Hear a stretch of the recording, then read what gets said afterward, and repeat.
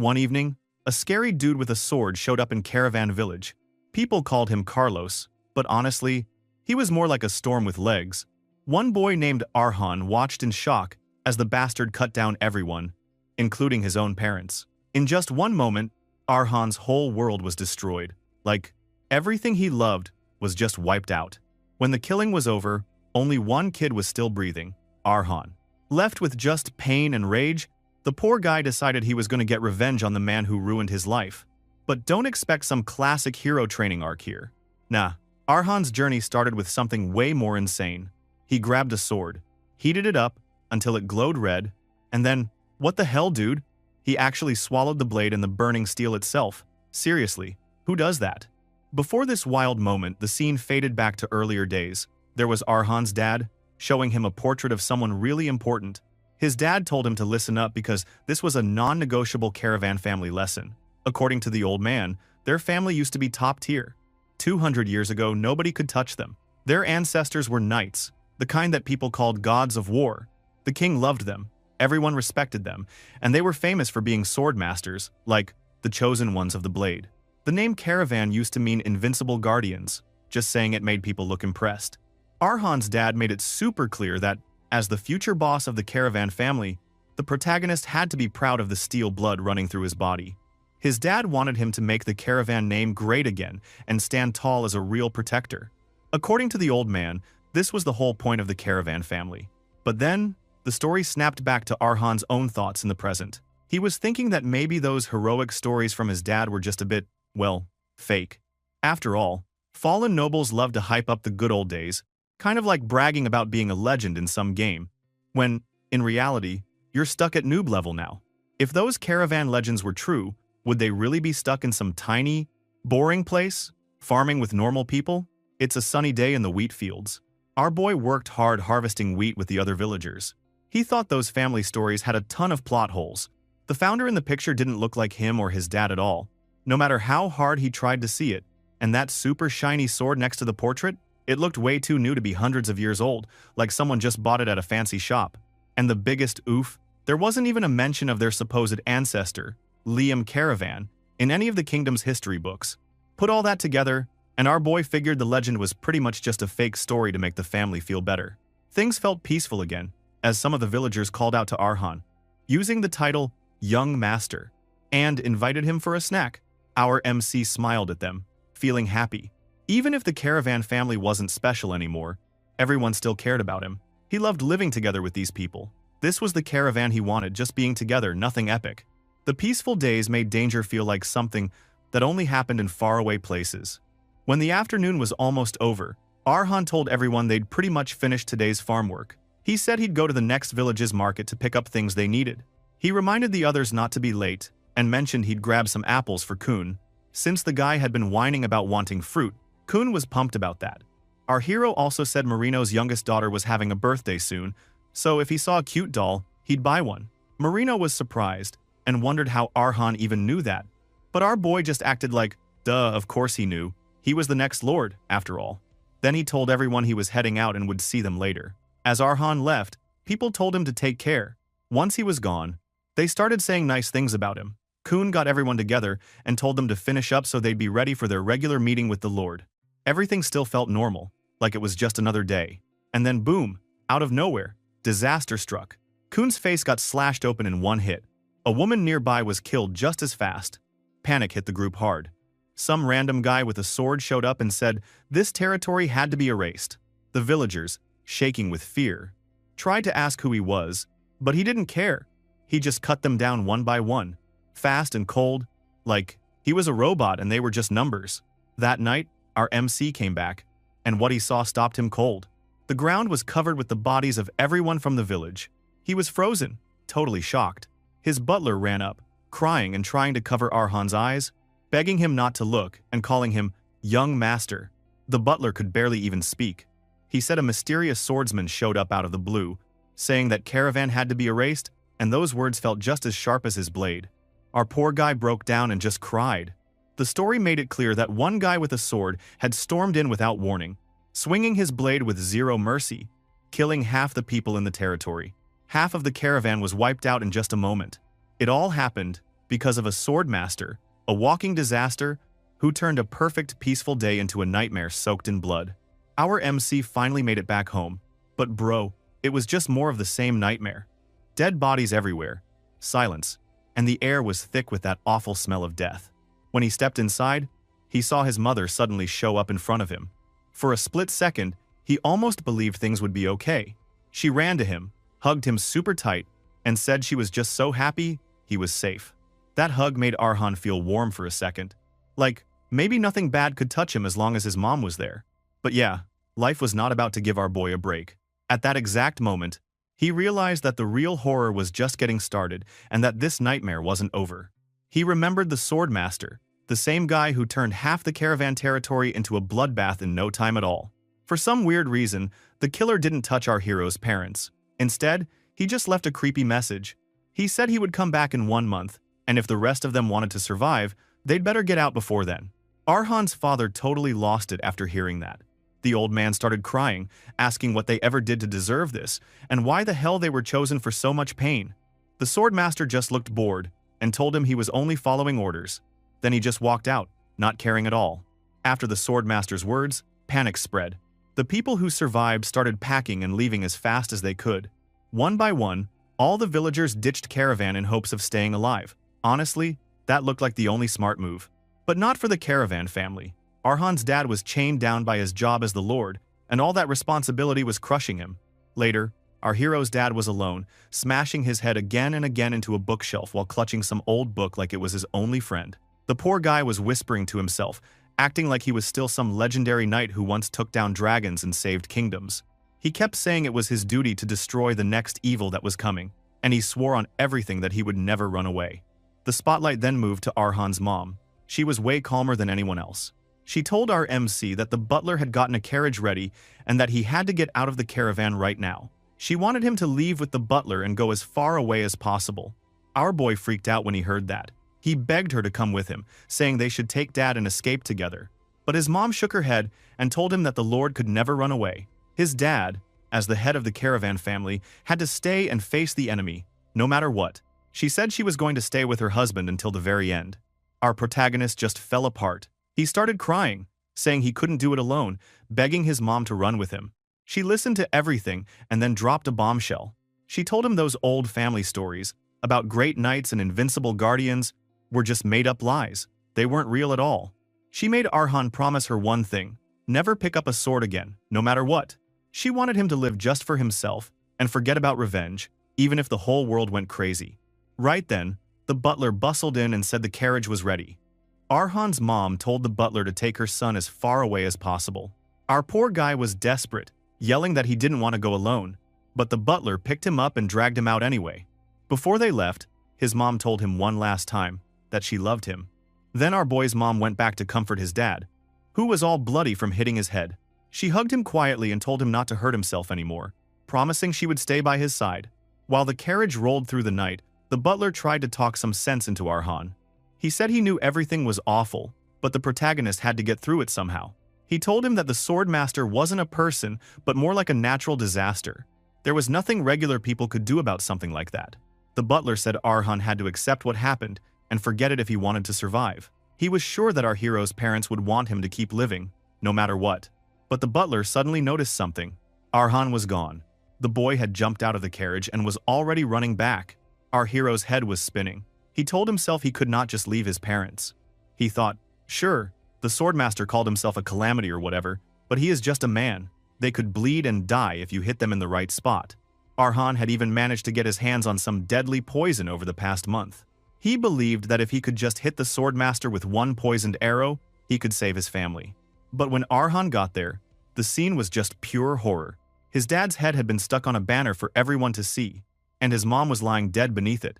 The swordmaster looked down at Arhan and asked, kind of laughing, if he had come back just to die. Our boy tried to fight, pulling out his crossbow and aiming, desperate to kill this monster. But suddenly, he hallucinated that the swordmaster sliced his throat.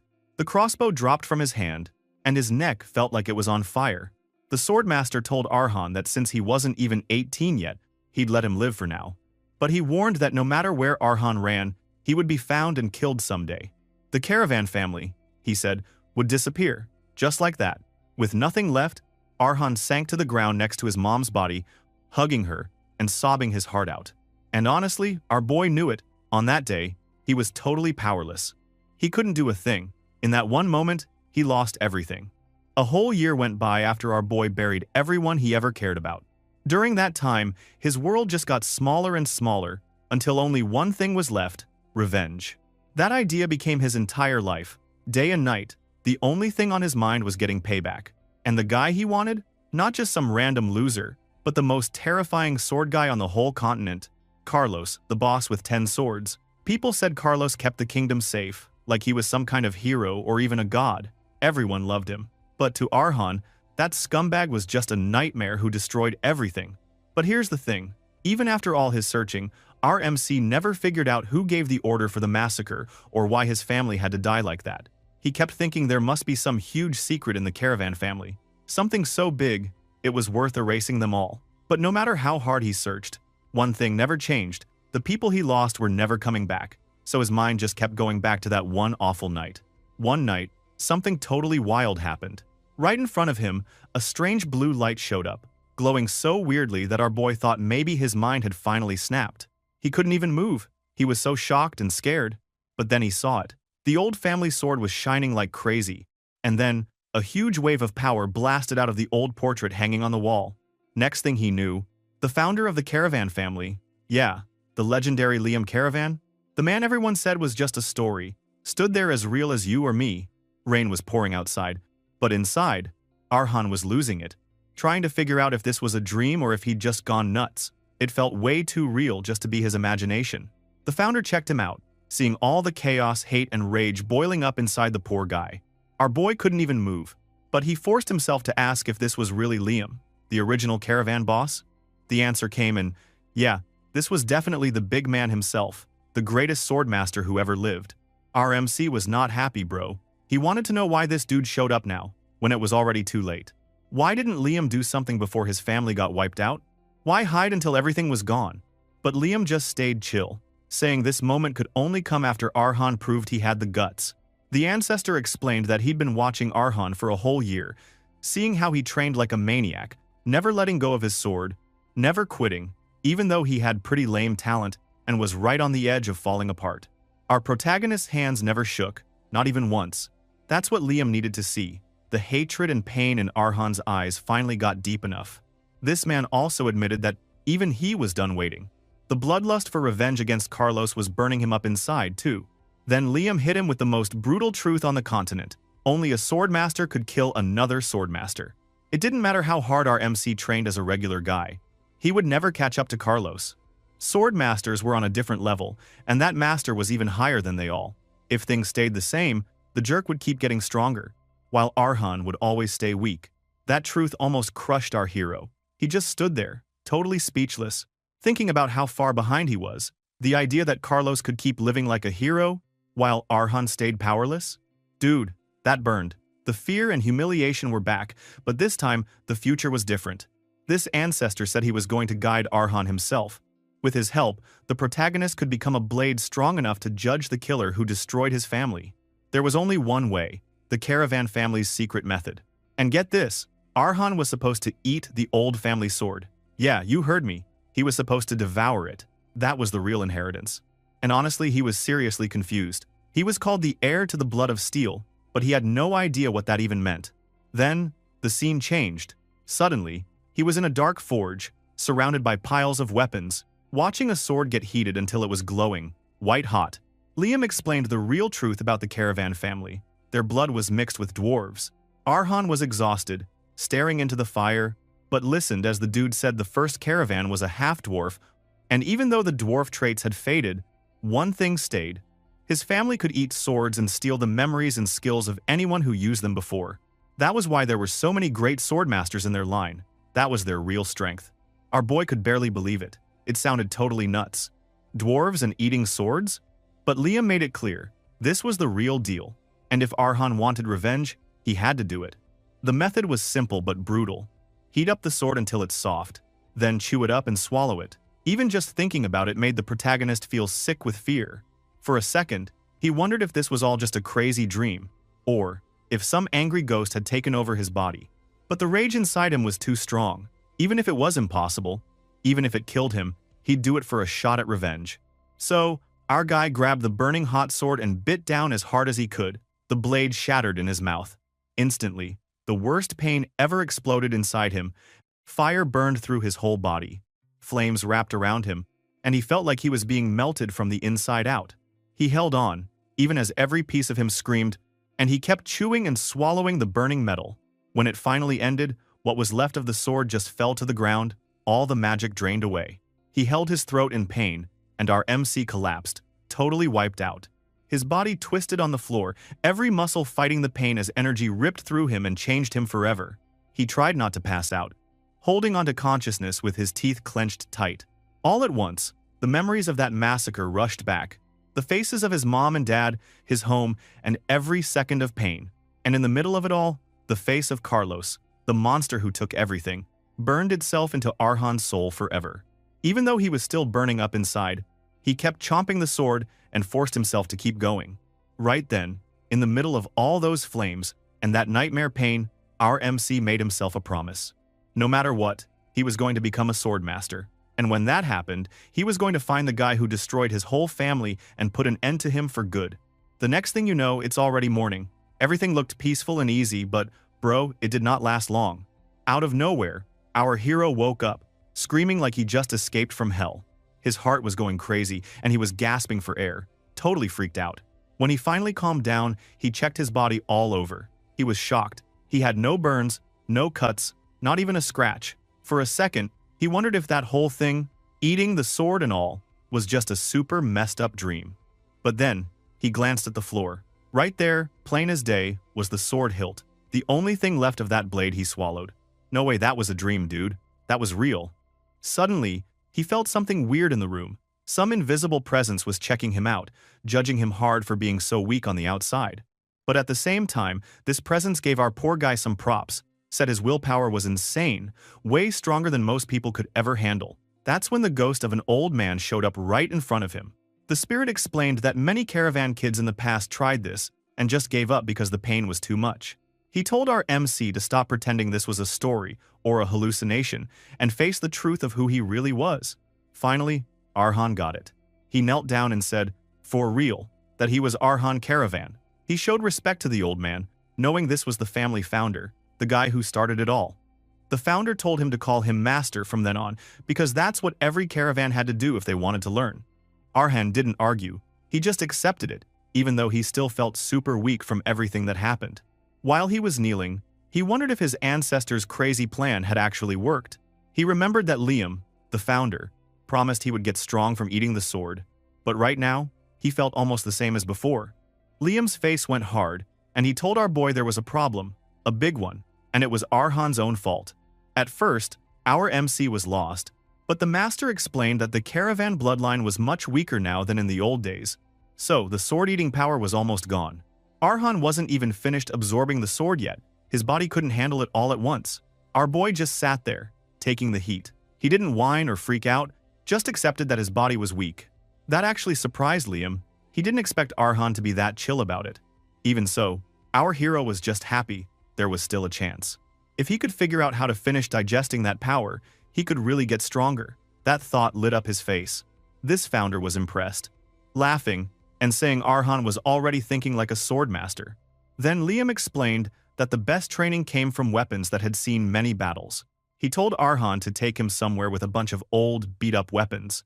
So off they went to a weapon graveyard, a creepy, dark place filled with broken swords and old battle gear. He said he would pick out the right sword himself. The master explained that this place was perfect for necromancers, since all kinds of junk from the slums ended up here. There were so many battered weapons, it was a goldmine for someone starting out. He remembered how he himself used to eat swords in places just like this. He told stories about chewing up weapons, covered in the blood of dead soldiers. Anything to get stronger, because the world was brutal, and only the tough survived. Looking around, Liam got all nostalgic, thinking about the wars he fought to protect people. He said that even after everyone's gone, something always gets left behind. Suddenly, in the middle of all that junk, one sword started glowing with a crazy golden light. He locked onto it right away and told Arhan to go get it. This, he said, was the next sword Arhan had to swallow. Another month slipped by. Under the full moon, inside an empty, busted-up mansion, a gang of random dudes showed up. They looked around, didn't see anyone, and figured this was going to be the easiest job ever. Some thought the place used to be a lab, others said it was just a ruined rich guy's house. They could still smell the money in the air. Two of these idiots started celebrating, saying nobody lived there now, so it was free for the taking. But one guy started getting sus and started checking the place more closely. Another dude noticed the house had fancy clothes, as a noblewoman lived there. That pretty much proved it. Someone important used to be here. One guy actually grabbed a woman's dress and, bro, smelled it like a total creep. Another bald dude got even grosser. He shoved his hand down his pants, licked his sword, and talked about getting more pleasure soon. These fools started fighting each other just to sniff the dress, then ripped through the house looking for a painting of the woman. That's when Arhan showed up. He told them to stop messing around. He said his mom loved everything neat and tidy, and she hated it when things got trashed. He told them to put everything back, and said maybe they could just talk it out instead. One of the goons was super bored and made fun of him, saying he must be the owner's kid and whining that there wasn't even a daughter here. Arhan stayed calm and asked if they were just looking for food or a place to crash. He said they could hang around as neighbors if that's what they wanted. But the bald man got pissed. He said only an idiot would come out instead of hiding, and told Arhan he must have a death wish. Then, this tough guy charged right at him. Our hero didn't wait. He drove his sword straight into the bald guy's stomach. Bro, he made it very clear. These guys were not welcome in his house. Suddenly, he thought back to the days after he took the thin sword. Arhan was standing in front of a fireplace, the flames blazing hard and making the whole room warm. He was staring at a new sword he just got. But, bro, this thing looked more like a super thin needle than a real weapon. He started doubting himself, thinking there was no way you were supposed to eat something that flimsy. But his old ancestor, the ghostly grandpa, wasn't having it. He explained that this sword wasn't made for big fights or blocking hits. Nope, it was born for one purpose only, to stab one spot and end someone, fast and clean. The blade looked weak, but it was all about killing in one shot, and if you hesitated, you were done for. The protagonist still thought the whole idea was kinda weird, like, wouldn't a spear work better for that sort of thing? But the master just smirked, knowing something deeper. For a guy like Arhan, whose body was still weak, the memories inside this blade would be crazy valuable. Then, the ancestor started telling the story behind the sword. The last person who used it was a girl with an even weaker body than our heroes, but she still managed to cut down more than 200 enemies all by herself. She fought like a demon until her last breath. So, the old man told Arhan to show some respect. This little piece of metal was light, but it carried a ton of pain, blood, and pure determination. Our MC got serious and put the thin sword into the flames, ready to eat it like last time. He knew that by grabbing hold of the sword's memories, he'd get more than just power. He'd get a whole life's worth of experience. As the heat spread and the sword began to glow, he felt those memories hit him like a truck. Suddenly, he was living someone else's past. There was a mansion on fire, burning so hot it looked like hell. Crawling out of the smoke was a 10-year-old girl named Mary, her whole life destroyed in minutes. Her parents were gone, nothing left but ashes. She barely made it out alive and honestly wished she hadn't. With nowhere to go, she got dumped in an orphanage where everyone worshipped the fire goddess. Yeah, you heard me. Fire had ruined her life, and now the people around her said it was holy. Total nightmare. Every time she looked in the mirror, she saw her scarred face and was reminded she'd never truly escaped the flames. The other kids at the orphanage whispered about her behind her back, calling her a monster. She had to deal with being alone and hated, day after day. It got so bad that Mary started wishing she could just die and be done with it all. But then, something wild happened. Mary saw a guy swinging a sword outside. This dude, named Hegel, and was old and kinda clumsy, but his moves got her attention like nothing ever had. It was the first time in forever that she forgot about all her pain. So she walked up and told Hegel she wanted to learn how to use the sword. He was skeptical and didn't believe she could even lift a weapon, but he gave her a chance. He took her to a secret spot with a barrel full of swords and told her if she could swing one, he'd teach her. She barely hesitated, went for the thinnest blade, her eyes on fire with determination. She was ready to do anything to get stronger and maybe, just maybe, get her life back. Now Mary stood in front of her teacher, sword in hand, the start of her whole new journey. That's when Arhan snapped back to reality. He was in the middle of the room with all those dumb intruders, his sword already stabbed deep into one of them. The shock was real. Blood was everywhere. and nobody dared say a word. The air in the room turned dangerous. His ancestor was watching from afar, checking out what Arhan had just done. The old man knew he had only done boring stamina training all month. No, real sword moves. But that perfect deadly strike? That wasn't luck, bro. Those memories from the sword were working their magic. This was the big moment. Arhan's true journey was starting right then. He took a deep breath, grabbed the sword tighter, and took a serious stance, ready to show what being a caravan really meant. The spot where he hit the intruder was honestly insane. It was a tiny spot between the ribs, almost impossible to get unless you were a total pro. There was no way a rookie like him should have landed that shot. He knew the only reason it happened was because of that sword he ate a month ago, and because of Mary, the girl who owned it before him.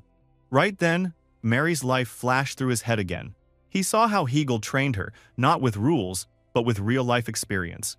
He taught her to fight in her own way, to survive no matter what. For a girl who used to freeze up at the sight of fire, this new style of fighting turned her into a legend. She respected her master more than anything and followed his lessons with her whole heart.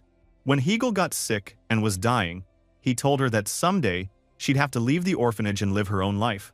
She stayed with him to the very end, holding his hand as he passed away, making sure he was never alone. After that, Mary left the only home she ever knew. She went out into the real world and made a name for herself fast. People in the underworld started talking about her, scared of both her sword and her reputation. She wondered if they feared her blade or just the fact that she was a girl taking down dudes in a brutal business. In time, she earned a name that everyone whispered about, the Stitching Gypsy. And that's the crazy power our hero Arhan just inherited. Bro, things were about to get really interesting. Back in the chaos, our boy finally figured out what his ancestor meant by real digestion. No more faded, weird memories. Now Mary's thoughts and moves felt like they belonged to him. The thug on the ground wasn't begging for a second chance anymore. He was just begging for his life. But Arhan was ice cold, bro. His hands clenched around the sword and his face went stone. He didn't pause, didn't even flinch. He made sure that guy would not get up again. Some voice inside his head told him to finish things completely. No half measures allowed. When the body dropped, our MC noticed something wild. That was his first actual kill. But here's the freaky part. He felt nothing. No guilt, no excitement, just pure focus. He knew the only reason he'd won tonight was that everyone had underestimated him. Luck wasn't going to save him next time, and he got that loud and clear. Looking around, our hero realized the rest of the goons hadn't moved an inch. Even though they had the numbers, nobody attacked. He wondered why, but the answer slapped him in the face right away. They were frozen solid, scared out of their minds. The old ghost explained that what Arhan just did was way above rookie level. That move didn't just kill a guy, it broke the other's brains. Suddenly, he wasn't some weak kid anymore. He was a monster, a blade demon straight out of a nightmare. Understanding that, Arhan cooked up a quick plan. He drew his sword with everything he had, aiming at the crowd. While they were still in shock, he rushed in for the attack. That was all it took to crack their nerves. One dude freaked out and charged at him, swinging like a lunatic. But our boy dodged easily, slipped right past, and got behind the guy faster than anyone could track. Next thing you know, this guy's neck was pierced, and blood splattered on Arhan's face. No holding back, no mercy. Another thug tried to get brave and came at the protagonist, but he was just as slow. The attack missed, and he punished him hard. A quick hit to the side, then a deadly stab straight to the arm. It was over before anyone could scream. Silence fell across the room. That girl's wild past flashed again in his head. She once fought a monster of a man, but she never hesitated. What made her scary was her dancer's flexibility. She could bend, twist, and attack from anywhere, hitting all the weak spots. Her style was all about ending things fast. Clean, silent, and final. When Arhan snapped back to the present, only one guy was left standing. This poor dude shook so much that the dagger in his hand rattled. He kept staring at our hero like he was no longer human, more like a demon pulled out of some fairy tale nightmare. Later that night, under the full moon, the forest was dead, silent and creepy as hell. Our MC was out digging graves, burying the dudes he just wrecked. Guess being a killer means doing your own cleanup. As he finished up, his ghostly ancestor appeared, watching him with those serious eyes. The old man said Arhan's stamina was so good now that he could swing all night and never get tired. 4 bandits weren't even a real fight. The founder explained that the more danger there was, the stronger the caravan blood burned in his veins. Suddenly, everything made sense to Arhan. All those weird feelings, that strange flexibility, now he got it. Mary's memories had gone from fuzzy to crystal clear, especially when the fight got real. The more he understood his enemies, the stronger he became. That's what real digestion meant. Fighting brought out the power hidden inside him. And she wasn't just about skill, she had wild resolve, the kind that took on the whole world. The ancestor reminded him that, when it comes to swords, he never lies. But he also warned that the pain ahead was going to get so rough, Arhan would look back on tonight and think it was a good time. The trials to come? Way worse. Still, our MC doubled down, fist tight and heart locked in. No matter what, he was going to keep moving forward. Time passed, and Arhan's life turned into a non-stop training hell. One day, you could find him clinging to the side of some insane cliff, hands raw, muscles screaming. The whole mountain looked impossible, and the grind was almost too much. Our MC started to wonder if it was even worth it, if breaking his body really mattered for revenge. That's when the founder asked him again, where all that fire from last night had gone. The ghost explained that doubting yourself isn't a weakness for Arhan, it's just who he is, and someday, he'll overcome it. For now, he gets some answers. Turns out the sword path was split into 5 stages. It starts at beginner, then sword walker, sword runner, sword expert, and finally, at the very top, the state of achieving the mind sword, the sword master. That level was so legendary that all the great knights bowed to it. Our hero realized he hadn't even started. You needed the prerequisite just to take the first step, and he wasn't there yet. The ancestor agreed, saying this brutal training was just to get him to beginner level. The real goal? To forge something called a mana heart. That blew Arhan's mind. Most people just get one from a potion or with basic knight training. Even regular self-defense nobles could wake one up, but here he was, risking his life for it, hanging off a damn cliff. The ghost knew he was pissed, but explained that the caravan blood was different. It was imbued with the power of steel, so a regular heart couldn't handle it. If Arhan wanted to go beyond normal people, he needed a heart that nothing could scratch. A true heart of steel. There was only one way to get it. Push his body to the edge, over and over, until he was almost passing out every single time. Out of all the caravan kids in history, only a few survived that torture. The ones who did, they became sword masters, legends with power everyone feared. Our boy was hanging from the cliff, fingers slipping, looking like he was about to fall any second. But even then his eyes were on fire, he just wasn't going to give up. His ghost ancestor saw this and gave a rare smile, letting him know that, yeah, everything he'd said about the sword stuff was for real. That was all Arhan needed to get totally hyped up. He swore to himself that when he finally made his mana heart, it was going to put everyone else's to shame. Night rolled in after that. The story jumped all the way to a wild tavern in a place called Campbell Village. The place was packed, drinks were flowing, and gossip was everywhere. Everyone kept whispering about Caravan Village, the one Arhan came from. That place had been a ghost town for over a year. Bandits tried going there, but not one of those idiots ever came back. Some people at the bar said there were monsters in the ruins, while others talked about spooky, evil magic. Whatever anyone believed, one thing was clear. Step into Caravan Village, and you're done. At one dark corner table, a dude in a hood sat alone, listening to all the rumors. He coughed up blood, which he covered with his napkin. As he wiped his mouth, he figured out the truth. Something crazy was living in Caravan Village, and it was way scarier than any story. Back with our MC, he explained how he kept up the cliff training, but now he was only using his left hand. Even on days when he was totally tired from kicking out random intruders at the mansion, he still did it. Even when his muscles were burning so bad he could barely move, he never missed. He pushed himself harder than ever, day after day. A month went by, just like that. If you were judging him by whether he made a mana heart yet, the answer was, nope, he still hadn't done it. But something was definitely changing. His senses got sharper. He could see, hear, and even think way better than before. When he gripped that needle-like sword and focused, for just a second, it felt like the whole world froze, and only he was moving. There was a real difference in him now. Even he could tell. And it was all because he'd finally started to feel mana in his body. Scene shift. Now he was sitting under a tree, staring at a bunch of old weapons stuck in the ground, axes, swords, daggers, all that. He started thinking about how much stronger he'd gotten, even though he still hadn't made a mana heart or reached the beginner level.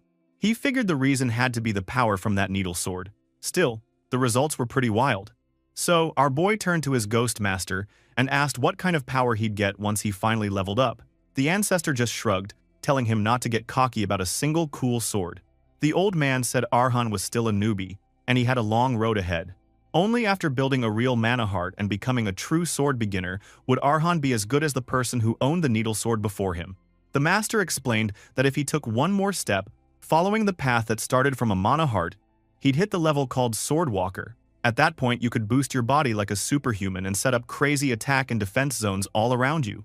People said the jump between beginner and Sword Walker was huge, almost impossible.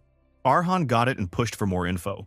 He guessed the man who just shown up and moved into the territory recently was definitely a sword walker. His ancestor agreed and said this guy was on another level, a totally different beast compared to the losers Arhan had fought before. Our MC asked what his master would do if he were in his place, since fighting this guy sounded like a death wish. The old ghost said he would just keep an eye on things for now and be ready for anything.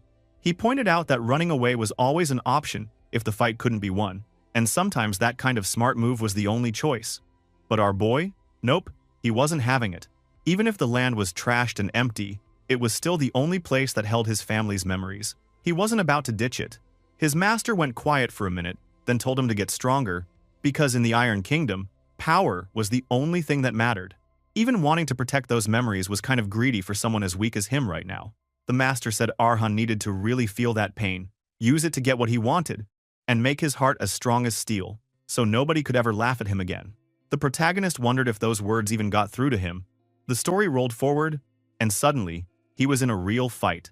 Some swordsman was facing him down, saying that if Arhan turned his back, he'd die in an instant. Our hero realized this was the real deal. His first serious test had come way faster than he expected. He thought back to the days before the fight. The new guy showed up in the territory, and Arhan made it a habit to spy on him every day. The stuff he found out was pretty weird. The village was full of empty houses, but the stranger acted as if nothing belonged to him. He never messed with anyone's stuff, just kept it super simple with the little bundle he carried. Every dusk, he stared at the sunset like he was thinking about old times, and sometimes he just prayed for hours in total silence. Watching all this, our hero came to his own conclusion about the mysterious man. So, Arhan was hiding out, watching the mysterious stranger, and talking to his ghost master. He told the old guy that the visitor looked like a knight. The master agreed, saying this dude had skills strong enough to hit the walker level. But the weird part? Even with all that power, the man still followed rules and manners, even when nobody was there to see it. The master said that kind of stubborn honor was super rare, except for knights. Our boy thought maybe that meant the guy wouldn't be a bad first neighbor. Knights were supposed to care about honor and justice, right? That was way better than all the creeps who kept breaking in before. But the master wasn't so sure. He explained that, yeah, knights chased honor, but that didn't mean they were always good guys. Honor was just whatever a knight's boss told him was right. If the boss were a scumbag, then the knight would do bad things and still call it honorable, as long as his boss paid him enough. The master dropped some straight-up truth bombs. He said a knight was basically just a sword for hire who used honor as an excuse to smash people. Knights were just executioners with expensive armor, and all that shiny gear just meant they were even harder to kill. That big title meant nothing. People had to look past the fancy name and see the real person. The master said Arhan's real power was his suspicion. This kind of shocked our boy, since he never thought of himself as suspicious. The master reminded him he'd always been like this, even as a kid. When his dad told stories about the caravan family, Arhan always wondered if they were true or just made up. Even when he got new powers and started getting cocky, his sharp eyes and careful thinking kept him alive. The master explained that suspicion meant not getting tricked by how things looked or what people said. It meant using any trick you could think of to get closer to the truth. Anyone who just trusts everything could never break past their limits. So the old guy warned him, never lose that suspicious brain, because that was his real gift as a swordsman. Our MC promised he wouldn't forget it. Because of that talk, Arhan never let his guard down around the stranger. He watched for a long time and only started making plans after he was pretty sure the guy wasn't going to go crazy and murder everyone. He decided to try asking him to be a neighbor, but dude, he was still extra careful.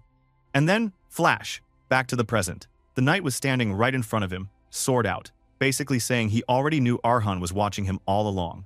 There was no escape. If Arhan turned around and ran, he would die. Our boy realized he never expected things to end up like this. Now, the story switched to Mary for a second, the stitching gypsy herself. That nickname got way more famous than she ever wanted.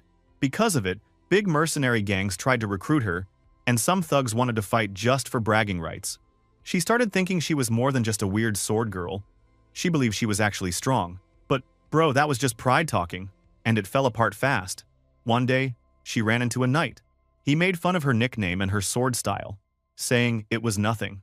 He grabbed her hair, making her groan in pain, and said that if she weren't a woman, she'd already be dead. He called her an insect, and said the only reason she was alive was because of his knight order's rules. They never killed women or kids.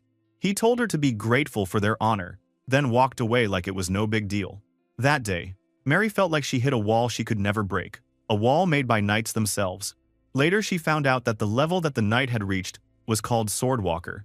Back to the present day, Arhan was facing off with the knight, getting ready to duel. He remembered everything he'd seen from Mary's memories. He realized the woman was way stronger than he was now. But even she had been totally helpless against a guy like this. So, yeah, he felt real fear, more than when he was almost falling off a cliff. His heart was racing like crazy. Then, he saw it. This superhuman level where mana shot out of the body like glowing veins, boosting every attack and defense with pure willpower. This was what being a swordwalker meant. Arhan was totally blown away. The knight demanded to know why the protagonist had been spying on him. He said it seemed like Arhan might be the one attacking all the visitors, and if there wasn't a good reason, he'd treat him as an enemy. Arhan explained that he was just trying to figure out if the guy was a guest or another troublemaker. The knight didn't get it, so our hero laid it out. He had been born and raised here, but a year ago, while he was away, a dark sorcerer attacked. Everyone vanished. The village got trashed, and after that, all sorts of bandits and weirdos kept showing up and threatening everything. Arhan took care of all of them himself, but he didn't mention every last detail. He said the knight looked way stronger than anyone else, so charging in would have been suicide. That's why he watched so carefully to see if the knight was a real guest or a problem. If the guy was a guest, our boy wanted to ask him to be a neighbor. If he were a threat, he'd find another way to protect the place. That's where things stood. Arhan, sword in hand, facing a real swordwalker, not sure if he was about to make a friend or end up dead. Talk about high stakes, bro. So, after Arhan explained himself, the knight looked at him and asked if the kid really thought he could fight someone that much stronger. Our boy didn't even blink. He told the knight that this land was his whole life. Every memory he had was buried here, so there was just no way he could walk away. The knight listened and, for a second, actually seemed to get it. He told Arhan he understood the pain he'd gone through. He said if they were going to be neighbors, they should know each other's stories first. But, as a sign of trust, the knight wanted our boy to put down his sword first. He even promised to put down the sword and share his own past, if Arhan sheathed first. But hold up, our hero suddenly remembered what his ghost master always said: to get a heart of steel, you gotta push yourself to the edge of death and let your body make the mana heart on its own. That stuck in Arhan's brain. So, he apologized and told the knight he couldn't drop his weapon. He just didn't trust anyone that easily, and he needed his sword if things went bad. The knight just shrugged and said that if he wanted to kill him, the sword wouldn't save him anyway. But because of knight rules, he couldn't be the first one to put his sword away. It would be straight-up dishonor. Giving up honor was not an option. Arhan got it, but still refused to back down. He told himself he'd never again bow to fear or give up without even trying to fight. No way, bro. The knight took a long, hard look at our MC. To him, Arhan looked like some delicate kid, almost like a girl, but his body was covered in proof of brutal training. Small, but with balance so perfect that one wrong move wouldn't throw him off. His fighting style, though, totally weird. It was all about putting everything into the very first attack. Honestly, even if the knight was being generous, the kid was nowhere close to being a real swordsman. The knight could see this and figured the protagonist knew it too. But there was something intense in those eyes. Something that needed a real answer, not just a lazy slap. To avoid seriously hurting him, the knight decided he'd just knock the sword out of Arhan's hand by hitting his wrist. That was the plan. Anyway, they both went for it, weapons clashing in the air. But then, something crazy happened. The knight's attack got deflected by our boy's move. The dude was shocked out of his mind. How the hell did some rookie block him like that? He realized Arhan wasn't even a true beginner, and there was no good reason that block should have worked. But then it got even wilder. A blue light exploded out of our MC. The mana in the air went nuts, swirling around the kid like a damn tidal wave. The knight saw right away that something had just awakened inside Arhan. A mana heart, but not the soft, normal kind. This one felt hard, like actual steel. The knight's brain was spinning, but it didn't matter. He saw what was coming. A crazy attack from Arhan. With everything he had put into that one shot, Our MC threw himself forward. The knight blocked, and swords smashed together again and again. In the middle of the chaos, Arhan suddenly figured out the truth. He hadn't blocked the first attack because of skill, but pure luck. The knight hadn't been trying to kill him, he just wanted to smack his wrist. That's why he'd survived. Still, our boy had managed to shove his attack into just the right spot, using every scrap of Mary's needle style and all those memories inside him. Next time they clashed though, reality hit him like a train. The knight's power was on another level. The pain that shot through Arhan was insane, like getting hit by a speeding carriage with no armor on. Every bone in his body screamed. That was the difference between them. It was almost hopeless. But in that exact moment, the thing our hero wanted most finally woke up. He had made a mana heart, the real heart of steel. Of course, that didn't mean much. He was still just a beginner, and his best attack couldn't touch the knight. But if he couldn't win by doing what everyone else did, he'd just have to make his own way. With his new heart of steel, Mary's needle mastery, and all the pain and memories he carried, Arhan decided he'd use all of it to break through somehow. Then, the story switched gears for a minute and zoomed in on this girl's old memories. She remembered the day she hit her wall, the one called Swordwalker. She was shaking so hard from fear that her body didn't want to move. But the first thing she remembered was Hegel's voice. Back on that night, Mary's old master was dying. He held her hand and told her not to forget. When someone faces a wall that feels impossible, it's usually not a real limit, just an excuse from someone too scared to fight. Walls are made to be climbed, and fear is normal. It's just the price of holding a sword. If she faced that wall and kept getting up, even after being beaten down 1,000,000 times, one day her sword would go past it.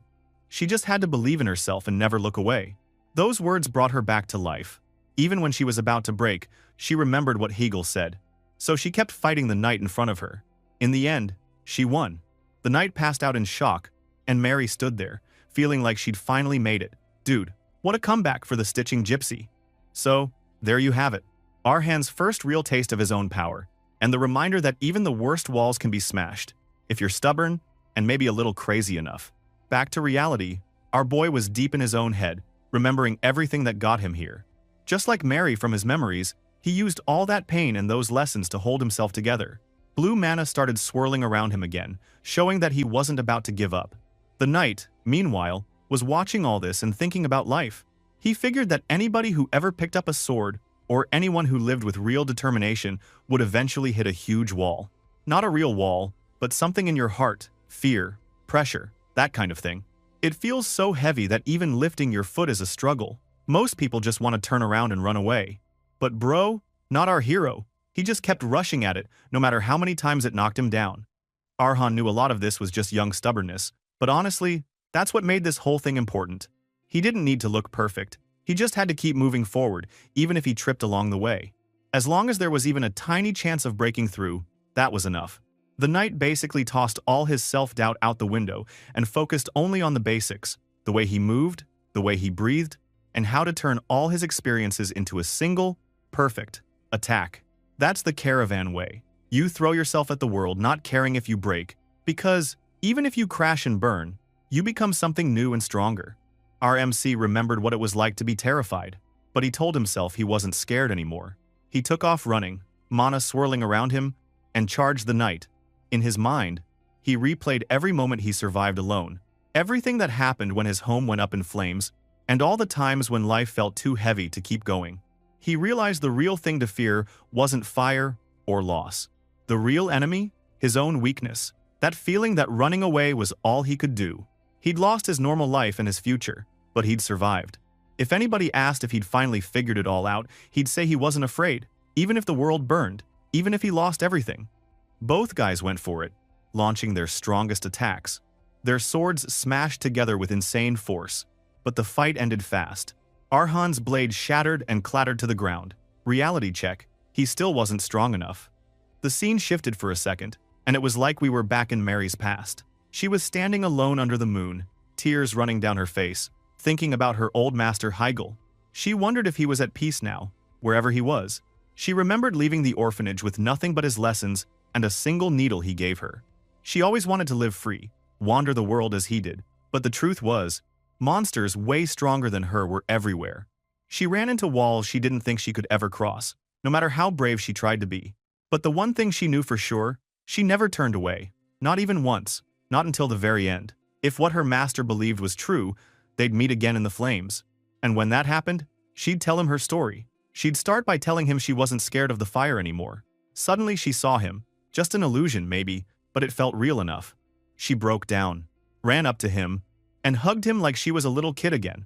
Damn, that got me in the feels. Back with our hero, he was lying face down in the dirt, feeling the heat of some fire close by. He was totally out of it, thoughts bouncing around his head. He realized he must have blacked out. He woke up covered in a robe, and boom, he knew it belonged to the knight. That's when it hit him hard. He had lost. All that effort, and the result was his broken sword lying useless in his hands. He just sat there, feeling empty and totally crushed. Right then, his Ghostmaster showed up, as calm as ever. The dude told Arhan not to be sad and called him his young descendant. He explained that what our MC just went through wasn't even a real caravan-level fight, but that didn't mean it was pointless. Losing hurt, yeah, but it mattered. He pointed out that Arhan already knew the truth. His body had finally processed all the pain and lessons he'd survived. It was like being poked by 1,000 sharp needles, but at the same time, something had changed. The protagonist realized his body now felt way stronger and more flexible, his senses sharper than ever, almost like he'd turned into some wild animal that lived by pure instinct. He was more of a battle-hardened veteran than some rookie with a sword. He finally understood why the master picked this weird, thin sword for him. It was never about easy strength or crazy skills. It was about learning from a life that refused to give up, no matter what. Even against impossible odds, that sword, and the person who used it never broke. Our boy thought that if the master had just told him this from the start, he could have saved a lot of trouble. But now he has it. He let out a little smile, all the frustration finally melting away. He wasn't just stronger, he was someone who understood what real determination looked like. So, our hero was still sitting there, mind spinning, when the knight just showed up behind him like it was no big deal. The guy pointed out that Arhan was finally back to his senses and explained he'd just gone to grab some drinking water. But then, scratching his cheek and looking all awkward, the knight admitted that things were still weird between them. He said they really needed to clear the air. Of course, our boy wasn't about to let his guard down. He grabbed his sword, ready for trouble. But his Ghostmaster jumped in right away, telling him not to stress. The master basically said that the guy behind all this drama wasn't going to hurt him. Even the knight agreed that, after everything Arhan had survived, being suspicious was totally normal.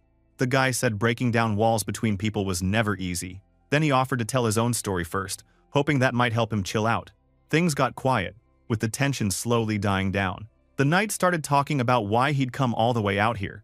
After a bit, he actually took off his outer clothes, which made Arhan super confused. Like, what was this dude doing? Then, finally, the knight introduced himself properly. His name was Vettel, a retired knight just wandering because he had nowhere left to go. But here's the insane part, Vettel said. He was dying. No joke. He was terminally ill and basically at the end of the road.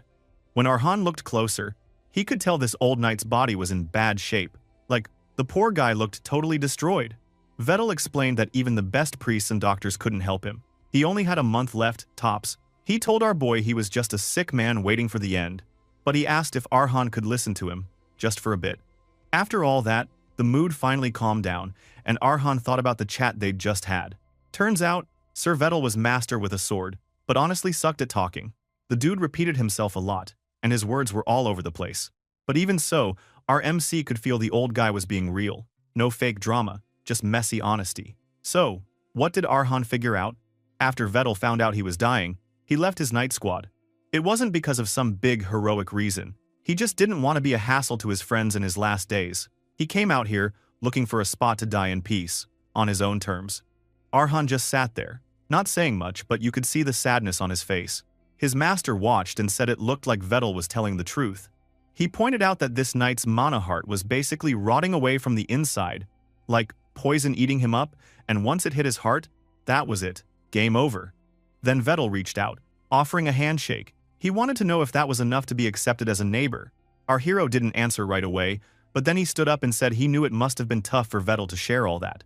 He thanked him for being honest and finally introduced himself as Arhan. He spoke about the land's last people, the ones nobody remembered, and welcomed that dude to the neighborhood. Vettel looked super grateful and called him young master. Both dudes smiled and shook hands, making a new kind of silent friendship. Watching all this, the Ghost Master just grinned to himself. He figured it was time for Arhan to move on to the next level. There was only one place that really mattered. He couldn't stop thinking about it. Fast forward a few days. Our MC and his ghost master were bumping along in a horse carriage, rolling down some bumpy road. He was totally lost, saying he didn't get why they had to travel now. He knew he was getting better with a sword, and wondered why his master couldn't just teach him at home, especially since Sir Vettel was now guarding the mansion, and random thugs weren't a problem anymore. His master just clicked his tongue and roasted our boy a little, saying not even he could dodge the fallout from a criminal's mess. He asked how many times he had to repeat himself before Arhan finally got it. He explained that their caravan family was one of a kind, totally different from the rest. As long as Arhan had that steel blood in his veins, he wouldn't get stronger from regular training. He needed to go through non-stop struggle and push his body to crazy limits. Digestion of his newest sword was the most important thing right now. Their destination? The perfect spot to test all that. He described it as a place where nobody cared about your background. The only thing that mattered was if you could survive in battle. It was a place of endless, bloody fights. In his time, it even had a special name, the arena. It was a massive arena, packed with people, swords clashing like thunder, the crowd screaming their heads off. The wait was over. It was finally our poor guy's turn to step up. Time to see if all that pain and training would actually pay off. This city was called Firma. This place was loud, busy, and full of people. Like, you couldn't walk 5 steps without bumping into someone in armor, or some blacksmith guy banging on metal. Sparks were flying everywhere. The city was famous for its metal and weapons. Honestly, almost every sword and piece of armor in the country probably started here. Some people even called it the Holy Land of Swords. Not bad, right? But honestly, all this stuff about blacksmiths and gear wasn't even the wildest part. The real action was in this huge, old stadium, right in the middle of the city, the arena. The arena was the main thing that brought Firma back to life. The Ghostmaster looked thoughtful and a bit nostalgic. He said the arena had a new name now, but the heat and the crazy energy hadn't changed at all. He remembered insane fights, beast versus beast, human versus beast, and different races all fighting to see who was on top. But he said the most violent fights of all were called the combat duels. Those were brutal, bro. Gladiators fought like animals, rolling in the dirt. The winner took everything, even the loser's life. The crowd? Those people were losing their minds, screaming, throwing coins, and betting on who would win. Firma was a city built on pure chaos and blood. Our hero, Arhan, was right there, listening. He thought that, if his master was telling the truth, this was probably the best place to get stronger, like, way faster than anywhere else. He even imagined eating up swords from defeated gladiators to get better. Honestly, our boy was a bit too excited. But the Ghostmaster stopped him right there. He told our poor guy that if it was really that easy, he would have made Arhan eat every sword, even the trash ones. But it didn't work like that. If he just ate every weapon, his mind would get scrambled by all the memories stuck in those swords, and he'd lose himself. The sword shouldn't control him. He needed to control the sword. Until Arhan learned to do that and opened his eyes, our boy could only eat the special swords he picked out for him. No cheating, bro. He just gave a cocky smile and told Arhan it was time to get going. So, 3 hours later, our protagonist was standing in front of the huge arena, with crowds everywhere. He went up to this arena attendant, a lady with green braids who had way too much energy. She called him Mr. Arhan and asked if it was his first time fighting there. He said yes, and she told him he had to get a player medal first. No medal, no entry. Our boy was totally confused. Like, what the hell is this medal thing? Even the Ghostmaster looked shocked. Back in his day, he said, nobody needed a medal, just throw anyone into the fight. But rules were rules. The arena attendant showed off the medal. It was a small thing with a symbol on it. She told him to get his medal and line up again. Poor Arhan was just standing there, looking lost. Now, we need to talk about the medal system. Basically, the medal's color showed your fame and fighting level. The best fighters had black or white medals, then platinum, gold, and silver. So, the black medal is the strongest one, showing the best martial artist in the arena. RMC, he looked down and saw he only got a boring old copper medal. Ouch, bro. It was just bronze, and the master thought a lot had changed. He said the place was way different from the old days. He tried to defend himself, saying that, before, it didn't matter if you were a scholar or a wild barbarian. Once you came to the arena, you just had to fight, no questions asked. Arhan thought the new system made sense, though weight classes and all. Basically, it's all about money. Also, if the arena just let everyone fight to the death all the time, they'd run out of gladiators. Plus, no one wanted to bet on boring matches where the winner was obvious. Now, pros fought pros, and newbies fought newbies. It made for a better show, and tourists from everywhere came to watch. The city got richer, and the arena became a major landmark. Another big change. Arhan explained that if you won a duel these days, you usually didn't kill the loser. There was this secret rule between gladiators. But of course, the loser's body still wouldn't be in great shape though, maybe missing an arm or leg. The master was still kinda salty. He said, everyone now is so weak, but he was also relieved. Maybe this was actually lucky for our boy. He said this would be good practice for Arhan. Fighting people at his own level has its own beauty. He then suggested they check out the city's smithies, because the swords here were much better than the ones back home. Since Arhan's sword broke easily, he should get some spares.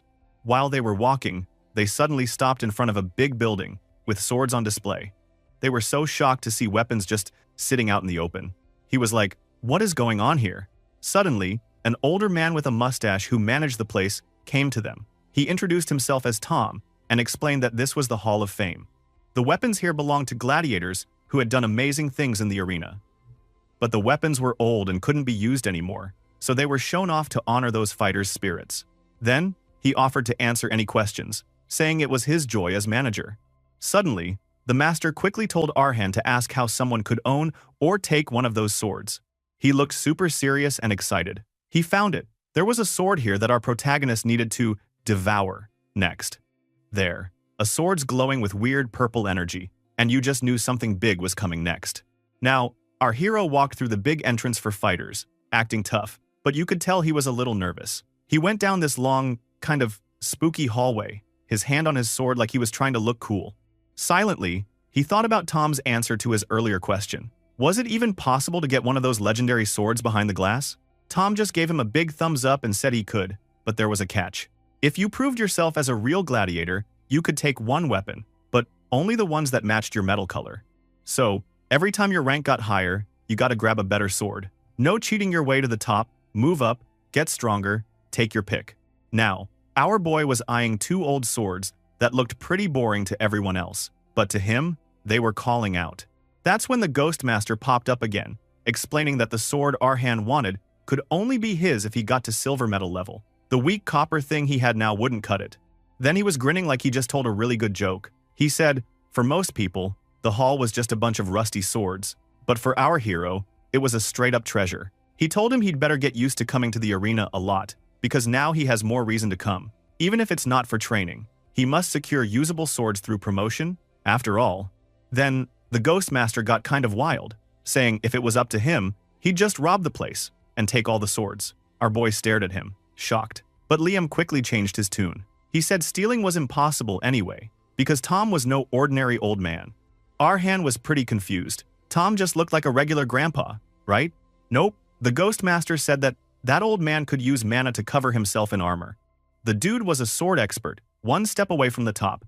Our MC was honestly blown away and asked why someone that strong would be a manager here. The Ghost Master just shrugged and said people at that level were always a little crazy. So, stealing swords from the hall? Not happening. At least, not today. Then, he switched the topic and said, even if the arena changed a lot, some things stayed the same. One big rule, people covered their faces and used fake names, so their real-life fame or shame didn't follow them. Here, you fought as a gladiator, nothing else. Arhan liked the idea. He thought, if he just had to face people as another fighter, maybe he wouldn't hesitate so much. Maybe he could be a little more free. Cut to the dressing room, where things got even weirder. Our boy was standing across from some hooded gladiator who just popped the question. What name was he going to use in the arena? He called our boy a young gladiator. Arhan was caught off guard. He didn't know he needed a fake name, the hooded man said. In the arena, nobody used their real name. All the outside stuff just made it harder to fight. He also told him to say a name he'd be most proud of, the one he'd want as his gladiator identity. Then, our hero thought back to all his time with Liam, his ghost mentor, how much he meant to him. That was it. He decided, from now on, he'd fight as Liam. The hooded man said he'd never heard that name before and asked if it was from some night story, but he didn't really care what it meant. He just wished Arhan good luck and told him to go make his first step. So, our MC, now calling himself Liam, walked towards the arena, chest out, looking fierce. He covered his face with a mask, obeyed the rules. Besides, with his new name, he feels that it was such a heavy responsibility. He now carries the title of Swordmaster as the pride of his family. Another fact that we must know is, Bronze rank was the lowest of the low, bro. Fights at this level were so boring, nobody cared, except maybe gamblers, with nothing better to do. The stadium was filled with boos, not cheers, and the crowd was just there to kill time, until something better happened. Now, our hero walked out into the middle of the gigantic arena, facing a dude who was probably 3 times his size, a big, scary gladiator. The crowd just kept yelling and mocking him, calling him weak, telling him to hurry up and lose already. Not a good welcome. The Ghost Master floated close and asked if Arhan was scared. But our boy just said, as if, bro, he was fine. The Ghost Master told him that, now that he was using the caravan name, he was carrying all that history and honor. No pressure, right? Our hero's eyes were glowing, no joke, and he said that was exactly why he was going to win. Then, the announcer started yelling, hyping up the 3rd fight of the day. He called Arhan a rookie's rookie, a greenhorn with nothing to show, making his first ever appearance as Lee Am. Yeah, the crowd was not impressed. Then the announcer introduced the big guy, Temer. This dude already had 3 wins, and was famous for being brutal. The crowd actually liked that. Temer looked at Arhan and made fun of his name, calling it weak and boring. He even said our boy wasn't worth making him use his sword on, and offered him a deal. Take off the sword and mask, do a funny little dance, and maybe he would let him live. Our boy just stared at him, not saying a word. Finally, he spoke up and said he'd heard there was a rule about not killing each other here. Temer just laughed, saying he didn't care about those rules at all. Where he was from, losers always died, and he bragged about killing 3 people already. He called it his right as the winner, and the best entertainment too.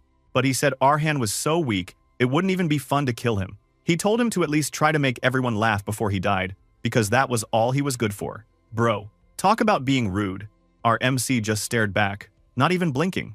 The announcer loved the drama, saying, this battle of nerves was intense, and maybe this boring match would actually be interesting for once. The fighters took their positions.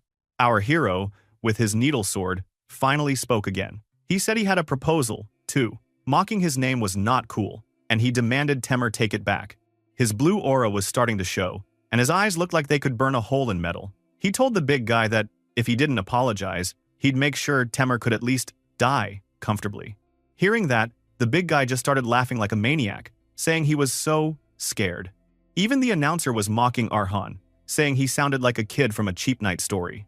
The crowd was totally against him. But when the big guy finally lunged at our boy with his massive sword, Arhan dodged like a pro. He stood there, eyes glowing, and told Temer one more time, apologize for insulting his name, if he wanted a good death. The real fight was just about to start. If you ask me, Temer was about to get a pretty big surprise. Now, his eyes went wide like he just saw a ghost, blood everywhere. He looked up at our MC with total shock and pain on his face. The crowd was just starting to realize this was not going to be a boring match. Temer was furious. He tried to snarl out something tough, calling our hero a bastard, but honestly, he looked more scared than mad. He wondered what the hell was happening. He thought this rookie was trembling like a scared kid, but now, he was the one, shaking. Temer's mind was spinning. He stared at his bloody sword and kept asking himself what the hell was going on. How could some nobody, someone who looked like he barely knew what he was doing, suddenly move like a blur and put him on the ground? He started wondering if our hero was actually acting weak, just to mess with him and create an opening. Bro, our guy went full trickster mode, and it totally worked. Then, our boy mocked him by asking, he won't call his trick cowardly, right? Since Temer said before that this fighting was not child's play. Once he heard that, Temer got even more pissed. Mana crackled around him, and he screamed that he was going to kill Arhan for this. He rushed forward, swinging his giant sword with everything he had, but our MC just kept dodging, barely, but perfectly, every time. Even Temer noticed it. He thought, this guy's dodging everything by a hair, like he could read every move. And then, in Temer's eyes, Arhan wasn't even human anymore. He imagined him as some kind of snake monster with glowing blue eyes, ready to strike. He had no idea what he was fighting, but he knew it was dangerous. Anyway, now, our MC kept attacking, moving so fast nobody could even follow. Every strike landed, and every time the big guy tried to fight back, he missed. The crowd was losing their minds. That's when Arhan struck fast. One move, and his sword was stuck right in Temer's side, glowing red. Bro, that had to hurt. Finally, Temer was on his knees, gasping for breath. His sword, totally useless, on the ground. He tried to say something, but all that came out was a scream and a lot of blood. Then, Our MC kicked it away for good measure and walked up to him. Then, he made an offer. Take off that stupid helmet and dance to the beat of his claps. If his enemy did it, he will spare that useless head of Temur. Jez. What an epic finishing, right? The crowd jaw dropped. They were actually shocked by now. Even Ghost Mentor Liam was there, floating next to him. You could tell this was more intense than anyone expected. Back on the ground, Temur was finished. He could barely talk, breathing heavy, saying he'd do it, but he just needed to catch his breath. But his hand is going to take his sword again, and our hero didn't wait long. He stabbed his hand, fast, blood everywhere. Temur screamed, totally broken. Our hero just stood over him, sword pointed right at his face, and told him to be careful. There weren't going to be any more offers. The big guy finally gave up. He took off his helmet, put it on the ground, and with a broken voice, apologized for insulting Arhan's name. He begged for his life. The crowd went wild. The whole arena exploded with cheers. Two guys in the stands were extra loud. One with a mustache was clapping and shouting that this rookie was insane, the best bronze he'd ever seen. The other dude said he was betting everything on Liam from now on. The first guy called him an idiot for not remembering the name. It was Liam, the little gladiator. Liam. Then, everyone in the arena started chanting the name. Liam, Liam, Liam. Just imagine how our MC must have felt. Up in the balcony, Tom was thinking hard. He said he always knew our boy was special, but getting this much attention in the first match was crazy. He admitted he kind of liked it, but he also worried. Too much attention in the arena could be poison, he thought. The more people watch, the more dangerous things get. A few days later, the story took a turn. Our hero was called into the arena office, looking a bit confused. The arena attendant, who was always super peppy, made a big announcement. She told him they were very impressed with his fight. Because of how awesome he was, they wanted to offer him something special, a chance to jump to the next rank right away. A silver promotion match. Our boy was sweating, not sure if he heard right. The attendant said it straight. They wanted him to take a silver promotion match. Would he accept the challenge? Anyway, since his first debut, our MC, still fighting under the name Liam. Now, he sat in the arena office looking super serious, thinking about everything that happened in the last 2 days. He remembered that he fought 3 more matches since his debut and won every single one. The way he fought? Bro, it was all about being smart and efficient. He didn't mess around, just did what he needed to win. Then, does this offer pure goodwill from them for valuing those matches? Now, here's where things got sketchy. The arena attendant was sitting across the table, smiling so big it was almost scary, and the Ghost Master was hanging out in our boy's behind, quiet as always. The attendant dropped the news. If he wanted that shiny silver medal, it was easy. All our hero had to do was fight someone. The arena picked for him. At first, the poor guy looked confused, but she made it sound even sweeter. Our boy didn't even have to win. If he could just last 3 minutes, that was enough to get promoted. She said he didn't need to fight hard, just survive 3 minutes, grinning like she was handing out candy. But honestly, something about her smile was off, almost like she was hiding fangs. She even started talking about the rewards. More money, stronger opponents, all the good stuff. You'd think this was a dream deal, right? Our boy was tempted, but his gut told him something smelled off. That's when the Ghost Master dropped some wisdom. He called it rookie stomping, an old arena tradition. Basically, the arena would lure rookies with promises of promotion, then throw them into the ring with a monster, just so the audience could watch them get destroyed. It wasn't a real chance. It was like putting someone on stage for an execution, just to entertain the fans. Bro, that's cold. The Ghost Master added, if our boy doesn't wish to be humiliated, it would be right to refuse this offer. Though, a proper opportunity for promotion will be given soon enough. If he waited, there'd be a normal chance to get promoted later. But then, the Ghost Master left it up to him. Was he going to take the deal or not? Our MC didn't hesitate. He wasn't about to back down in front of all these arena people. He told them he accepted. He said he'd face whoever they picked, no matter what. Gotta admit, that took guts. Fast forward 2 days, and our boy got an official letter from the arena. His opponent's name? The Black Bride. Dude, the rumors about this person were insane. The Black Bride went to the best sword academy around, never lost a silver rank fight, and was called a total powerhouse. The academy is the premier educational institution for those with natural talent for the sword, and just having a diploma from that school meant you were basically a super elite knight. This person was on a whole other level. Now, our MC was walking through the city, thinking how he'd gotten himself into a mess, and it got worse. People said every opponent who fought the Black Bride ended up wrecked so bad they never recovered. The Ghost Master showed up again and basically said the arena bosses were really out for blood this time. He said with this kind of setup, even lasting 3 minutes would be almost impossible. He even teased, these days, people would just say straight up, "Bro, you're screwed." Then, the Ghost Master tried to tell our hero that maybe the Black Bride wasn't scarier than Sir Petel, some insane swordwalker he'd dealt with before. But he reminded him, Petel fought with honor and held back. This new opponent? No chance. The Black Bride wouldn't show any mercy. If she wanted to break him, she would. Our MC thanked him for, opened his eyes, and told him what the reality he will faced. But our MC wasn't just helpless. He thought about the special mana heart inside him, the kind of power most people could only dream about, and the mysterious memories from Mary, which might give him an edge. He figured, if he could just survive those 3 minutes, maybe, just maybe, he had a chance. Then, things went to the next level. At the road, our MC was just standing around when suddenly, the Black Bride was right behind him. He never even sensed her coming. That was freaky. He noticed her long, pitch-black hair and her unique sword from the east. He realized, yeah, this was the Black Bride, no doubt. She called him out, asking if he was the little gladiator named Liam. Our boy tried to play dumb, saying maybe she had the wrong person, but she didn't buy it for a second. She said he was making this difficult, and she drew her sword, super fast, with a cold look in her eyes. Bro, our MC was about to jump out of his skin. She told him straight, she didn't come here to fight, just to make a proposal. She wanted him to forfeit the match. She warned him not to make a dumb decision, and not to ruin his own future. If he showed up to fight, she promised he would pay the price.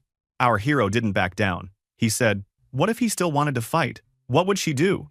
The Black Bride didn't even hesitate. She just said, if he did, he was going to pay. That was it. The threat was real. Later that night, our MC went to the Hall of Fame, where Tom was chilling alone with all those legendary swords on display. He walked in and bowed, being super polite, even though it was late. He admitted it was kind of shameless, but he asked if he could take a sword from the hall for his next, definitely, not normal, match. Bro, our hero was preparing for war, and honestly, he was going to need every bit of help he could get. This next fight was going to be insane.